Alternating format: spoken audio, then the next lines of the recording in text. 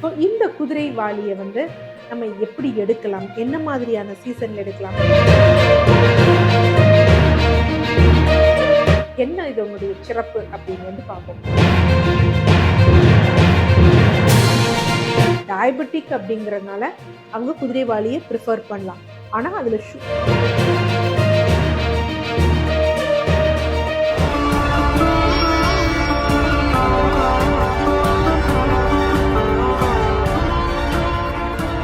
DCH viewers அனைவருக்கும் வணக்கம். தொடர்ந்து நமது சேனலுக்கு அளித்து வரும் ஆதரவிற்கு மனமார்ந்த நன்றி.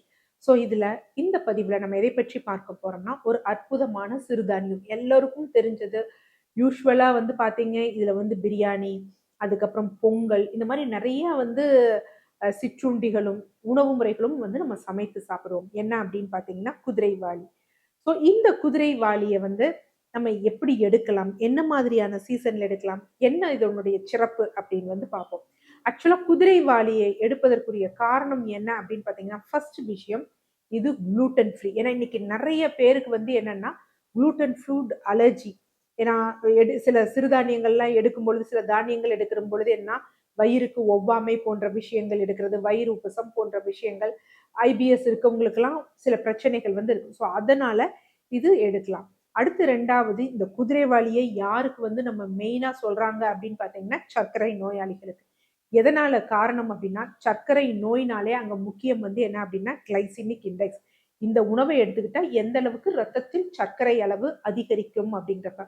ஸோ அந்த மாதிரி பார்க்கும் பொழுது என்ன அப்படின்னா, எந்த ஒரு உணவு அதோட கிளைசிமிக் இண்டெக்ஸ் 50க்கு கீழே இருக்கோ அது சர்க்கரை நோயாளிகளுக்கு நல்லது.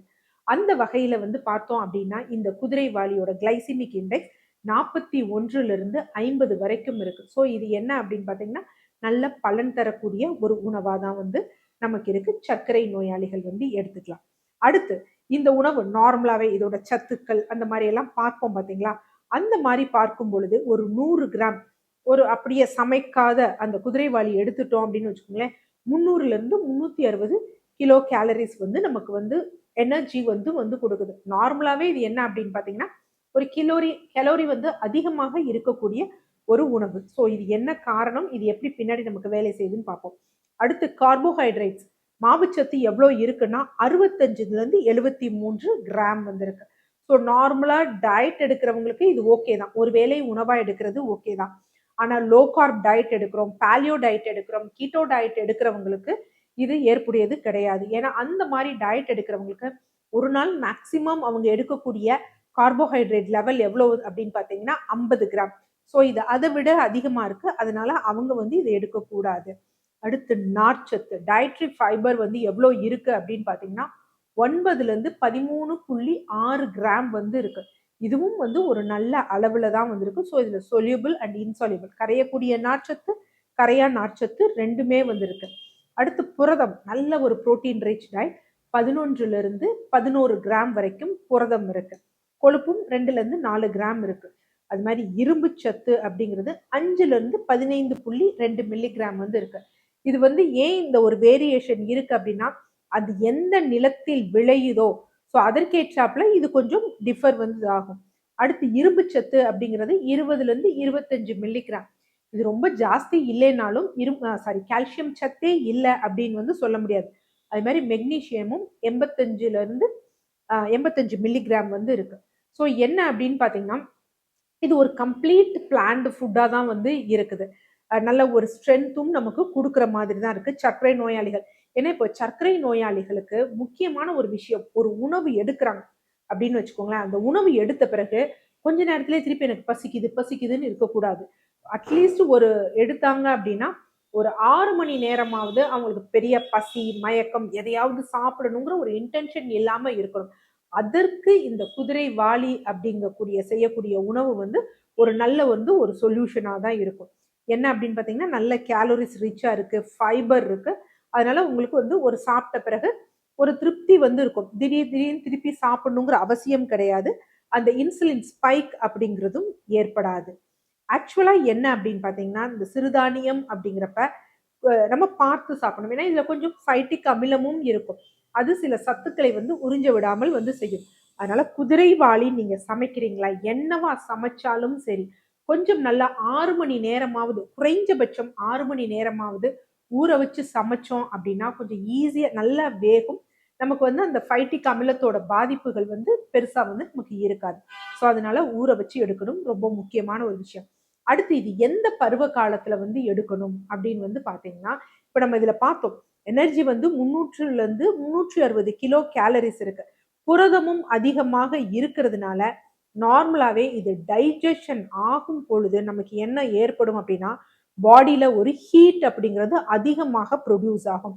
அதனால ரொம்ப வந்து நமக்கு ஃபீவர் வந்த நேரத்தில குதிரைவாலி சாப்பிடுறதோ, இல்ல அப்படின்னா ஏதாவது இன்ஃபெக்ஷன் வந்தப்போ குதிரைவாலி சாப்பிடுறதோ, இல்ல வெயில் காலத்தில குதிரைவாலி சாப்பிடுறதோ, அப்படி நம்ம ரெஸ்ட்ரிக்ட் பண்ணிட்டு, மழைக்காலம், குளிர்காலம் போன்ற காலங்கள்ல வந்து நம்ம குதிரைவாலி சாப்பிடுறது வந்து ஒரு சிறந்ததா இருக்கும். நமக்கு எந்த பிரச்சனையும் இருக்காது. அது மாரி குதிரைவாலி எடுக்கும் பொழுது, நார்மலா குதிரைவாலி நம்ம எப்படி பெருசா எடுப்போம் அப்படின்னா, பொங்கலா தான் வந்து எடுப்போம். அப்ப பொங்கலா வந்து எடுக்கும் பொழுது, கண்டிப்பாக சிறுபருப்பு வந்து சேர்க்கணும். சிறுபருப்பு, மிளகு, சீரகம். ஸோ மிளகு, சீரகம் இதனால் ஏற்படக்கூடிய தோடத்த வந்து தவிர்க்கும். டேஸ்ட்டையும் தாண்டி. அடுத்து சிறுபருப்பு நம்ம இங்க எதற்காக எடுக்கிறோம் அப்படின்னு பார்த்தீங்கன்னா, குளிர்ச்சி தன்மைக்காக வந்து எடுக்கிறோம். ஸோ அந்த மாதிரி நம்ம குதிரைவாலிய வந்து எடுக்கிறோம். அடுத்து குதிரைவாலி சில பேர் பிரியாணி மாதிரியும் செய்றாங்க. பட் அப்படி செஞ்சாலும் நல்லா ஊற வச்சு எடுக்கிறது ரொம்ப முக்கியமான ஒரு விஷயம். ஆனா வெயில் காலங்கள்ல நீர் ரொம்ப எரிச்சலா போகுது, யூரின் சரியா போகல, எனக்கு மந்தமா இருக்கு, வயிறு உப்புசமா இருக்கு, செரிமானம் சரியில்லாத காலகட்டத்துல இந்த குதிரைவாலியை வந்து எடுக்கிறது தவிர்த்திறணும். அடுத்து குதிரைவாலிய வந்து சில பேர் புட்டு மாதிரியும் செஞ்சு சாப்பிடுறாங்க. ஸோ அந்த மாதிரியும் செஞ்சு சாப்பிடலாம். பட் அத சரியா செய்யக்கூடிய எடுக்கக்கூடிய உணவு முறை என்ன அப்படின்னு பார்த்தீங்கன்னா, பொங்கல் மாதிரி தான் வந்து எடுக்கணும்.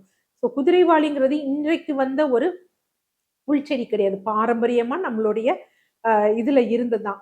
ஈவன் வந்து அகழ்வாராய்ச்சி இதுல வந்து சீன நாட்டுல வந்து 4100 ஆண்டுகளுக்கு முன்னாடியே இந்த குதிரைவாலிய வந்து பயன்படுத்ததா வந்து ஆராய்ச்சி தரவுகள் வந்து தெரியப்படுது.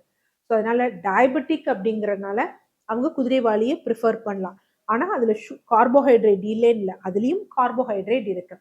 கொஞ்சம் இதுல நார்ச்சத்துக்கள் அந்த மாதிரி வந்து கரியும் கரையா நார்ச்சத்துக்கள் இருக்கிறதுனால, இதனுடன் கொஞ்சம் காய்கறிகள், அதாவது நம்ம கிச்சடின்னு சொல்லுவோம் பார்த்தீங்களா?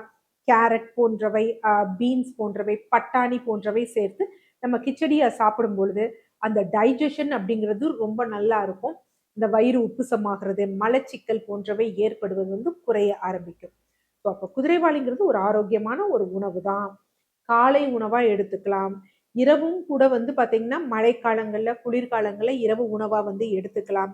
ஆனா முடிந்த அளவு வெயில் காலங்கள்லயோ, இல்ல நோய்வாய்ப்பட்டு இருக்கும் பொழுதோ, ஆ இல்ல வந்து யூரின் ரொம்ப நம்ம டீஹைட்ரேஷன் ஆயிருக்கோமோ, அந்த மாரி காலகட்டத்தில விட்டுட்டு எடுத்துக்கலாம். குழந்தைகளுக்கும் குதிரைவாலி குடுக்கலாம். ஆரம்ப குழந்தை காலகட்டத்திலேருந்தே. பட் பொங்கல் மாதிரி நம்ம நார்மலா ஒரு பொங்கல் குழந்தைகளுக்கு குடுக்க ஆரம்பிப்போம்ல, அப்ப குதிரைவாலி குடுக்கலாம். பட் ஆரம்ப ஸ்டேஜ்ல கொஞ்சமா குடுங்க. எடுத்த உடனே நெறைய டேஸ்ட்டா இருக்கு, ரொம்ப சின்னதா தான் இருக்குன்னு நெறைய சாப்பிடாதீங்க. நமக்கு வயிறு ப்ளோட்டிங் ஆகுற மாதிரி இருக்கும். மலச்சிக்கல் போன்றவை வந்து ஏற்படும். அந்த மாரி எடுத்துக்கணும். கஞ்சியா காய்ச்சி குடிச்சீங்க அப்டின்னா, கூட வந்து கண்டிப்பா மோர் சேர்த்துக்கிறது ரொம்ப முக்கியமான விஷயம். ஸோ அதை தவிர்த்துட்டு இந்த குதிரைவாலி வந்து ஒண்ணும் பெரும் பிரச்சனை கிடையாது. எடுக்கக்கூடிய ரெஸ்ட்ரிக்ஷன் மட்டும் தெரிஞ்சு, எடுக்கக்கூடிய முறைப்படி எடுத்தோம் அப்டின்னா, இது ஒரு ஆரோக்கியமான, அற்புதமான சிறுதானிய உணவு. நன்றி.